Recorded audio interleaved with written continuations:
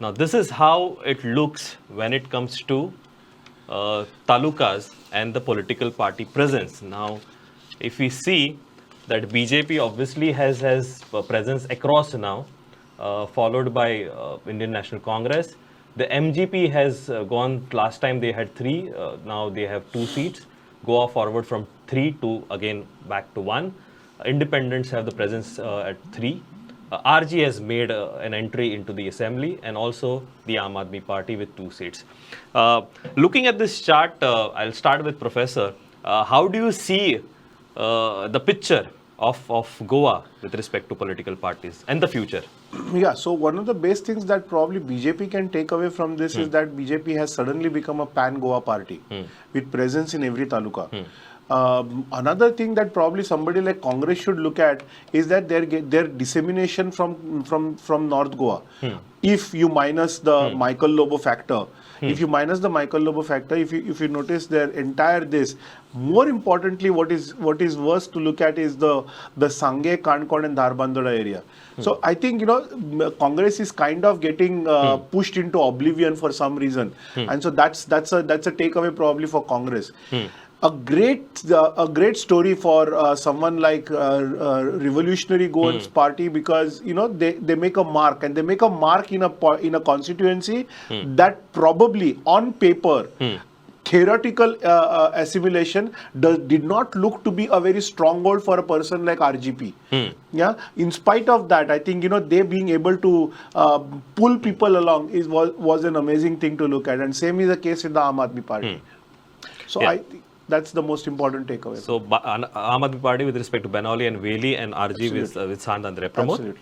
No, if you look at that chart, you can conclusively today say that BJP absolutely is a pan-Goa party in terms of seat share. Now, if you look at the next column of the Congress column, I think that's where the problem is. Although you see the highest number of seats coming from Bardes, they are not necessarily Congress seats. They are Michael Lobo seats. Yeah. So the problem is, you have 2 seats in Tiswadi, probably 3 in Salsette. Your 1 seat in Mormugua is something that is, you cannot take it for granted. Same with Kepe. You cannot take it for granted. Correct. So effectively, that reduces Indian National Congress to 2 talukas. And I think that is the biggest problem. Now, if you see the corresponding data, wherever the Salsette, there is a AAP. You see the last column, 2 seats of AAP. So Salsette is considered as the bastion of Congress party, and there are already 2 seats of AAP there. There is 1 independent there. And there is 1 Goa forward, which also Congress cannot take for granted. Now in Tiswadi, there is a RG. You can see 1 seat of RG in Tiswadi. Now the problem is, your basic bastions have been breached. There is a AAP there. There is in Bardes, it is basically Michael Lobo, and in Tiswadi also there is RG, and even in Salsette there is RG that is making very strong headways. So the problem for the Congress, and if you see those talukas, they are basically the old conquest talukas where there is a huge minority population, where Congress is showing some presence at this point of time, but the division in the seats there clearly tells you that the Congress's core voter base is not trusting Congress anymore. Is not ready to pose their faith in the Congress anymore, and that is the reason. Even in these old conquest talukas where the minority population is substantially high, it is the RG and it is the Aam Aadmi Party which is making clear headways as a replacement to the Congress. So 2 points. Number 1, Congress is in terms of seat share practically non-existent in almost 7 talukas out of 12.